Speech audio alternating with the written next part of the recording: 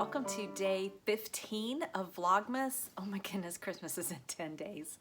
I'm Kay, welcome to BedeSisters Vlogmas. I am so glad you're here. If you have been with me for the last couple of weeks, you're back.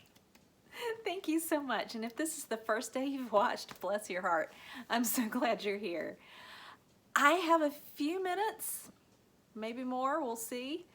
I have started dinner in the other room in the Instant Pot, so it was making weird noises a minute ago. Pretty sure it's not going to explode. And also, I know my husband is on the way home. He called a little while ago, and so he should be here pretty soon. That may be a little bit of an interruption when he comes in. But we are going to take puppies out.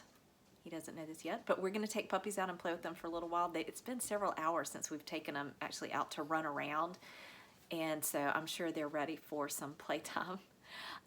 The day started out really cloudy and dreary.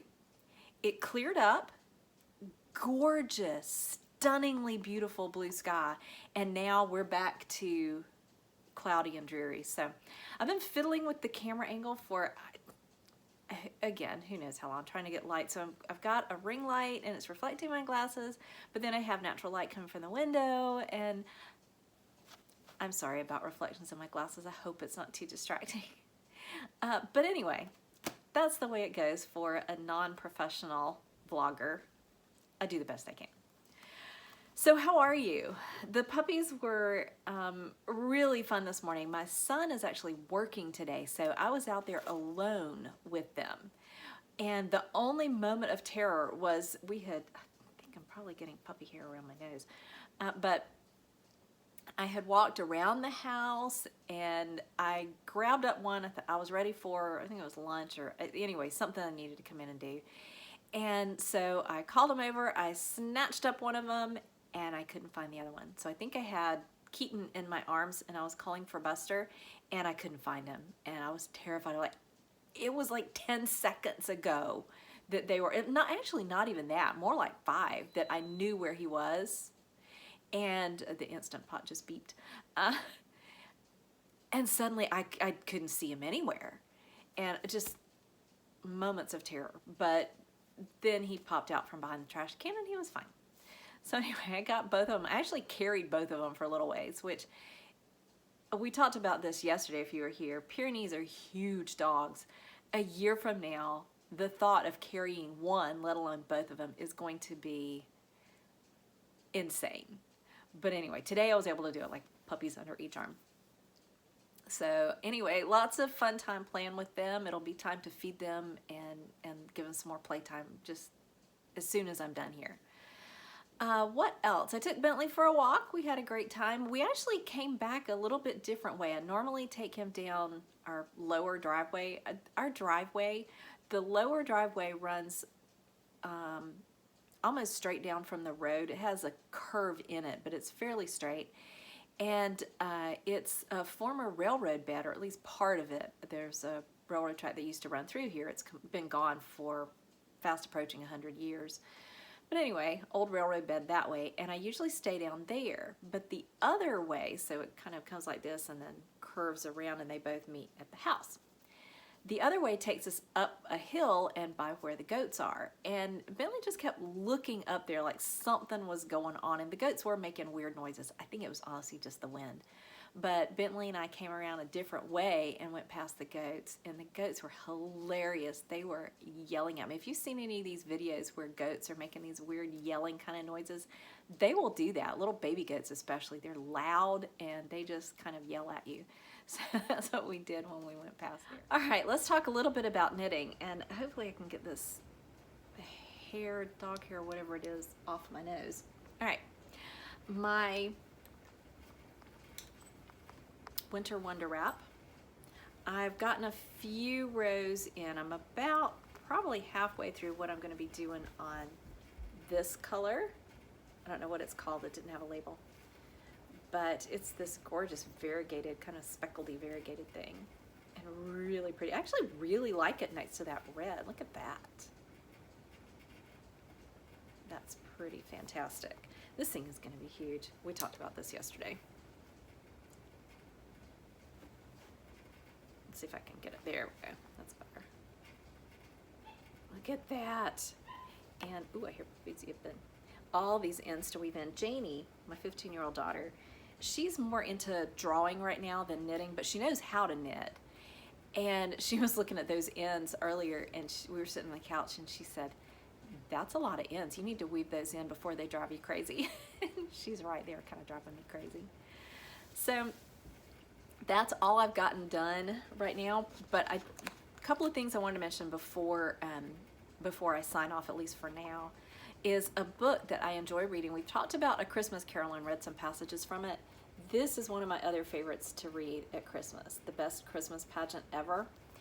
And I think I can, even though it's still, to the best of my knowledge, still under copyright, I do want to read a short passage from this. And if you don't know the story, it's the story of these very naughty children in a town, and the husband just came in, and the point of view of the story is a child who lives in the same town, and the child's mom is gets thrown into the job of running the Christmas pageant. So this is mom trying to run the Christmas pageant, and they're figuring out what to do. Our Christmas pageant isn't what you'd call 4-star entertainment. Mrs. Armstrong's a lady that usually does the Christmas pageant, but she can't do it this time. Mrs. Armstrong breaking her leg was the only unexpected thing that ever happened to it. The script is standard: the inn, the stable, the shepherds, the star. And so are the costumes, and so is the casting. Primary kids are angels, intermediate kids are shepherds, big boys are wise men. Elmer Hopkins, the minister's son, has been Joseph for as long as I can remember. And my friend Alice Wendelkin is married because she's so smart, so neat and clean, and most of all, so holy looking.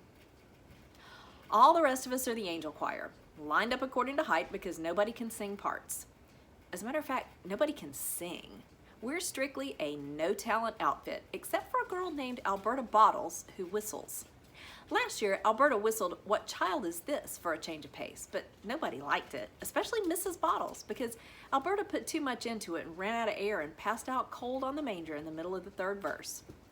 Aside from that, though, it's always just the Christmas story, year after year, with people shuffling around in bathrobes and bed sheets and sharp wings. Well, my father said, once Mother got put in charge of it, here's your big chance. Why don't you cancel the pageant and show movies? Movies of what? Mother said. I don't know. Fred Stamper has 5 big reels of Yellowstone National Park. What does Yellowstone National Park have to do with Christmas? Mother asked. I know a good movie, Charlie said. We had it at school. It shows a heart operation, and 2 kids got sick. Never mind, Mother said. I guess you all think you're pretty funny, but the Christmas pageant is a tradition, and I don't plan to change anything. I love this story. It's hilarious, and it has a very sweet ending. If you've never read it, it's not long at all, and it's fun to read aloud. If your family is into reading aloud, this is a great choice for the run-up to Christmas, and I'm sure a Kindle version or something is available, so even if you're not going out to a bookstore, you could probably get one. It is great for a laugh close to Christmas, and as I said, a very sweet ending. So I really like this one, The Best Christmas Pageant Ever by Barbara Robinson. I bumped my tooth earlier. I'm going to the dentist tomorrow just for a regular checkup, but I was gonna grab some almonds to eat, and somehow I bumped my top and bottom teeth together. You know, I have been eating stuff with teeth for most of my life, and I don't think I've ever made this mistake before. And nothing's broken, it just kind of hit hard, and I'm not really sure what I did. Well, I am going to go check on dinner. I think everything's fine. It's in the Instapot, so I don't have to do anything for probably at least 45 minutes. It is a white chili with chicken. I'm kind of making it up as I go along. I looked up some recipes, and I just kind of figured out what ingredients I have, so I'm going to include what I have. So it's going to be white beans, onions, garlic, chicken, cream cheese, and salsa verde, so the green salsa. I don't think I'm gonna add actually any other seasoning to it. I think I'm just gonna let the salsa season it, but we'll see. I'll see how it tastes and if I think it needs, oh, and corn. It's gonna have corn in it too. So right now the beans and the chicken are cooking, and then once that's done, I'll add the other ingredients. Like I said, I'm making it up as I go along, so hopefully it'll be good. And then we're gonna go play with puppies, and hopefully tonight I'll get to work a little bit more on my Winter Wonder Wrap. If I don't come back on and record anything else today, I hope that you're having a great day and a great Advent season. I know that there's a winter storm heading across the country, and particularly in the Northeast. If you are in the path, please stay safe, and we will talk again soon. Merry Christmas.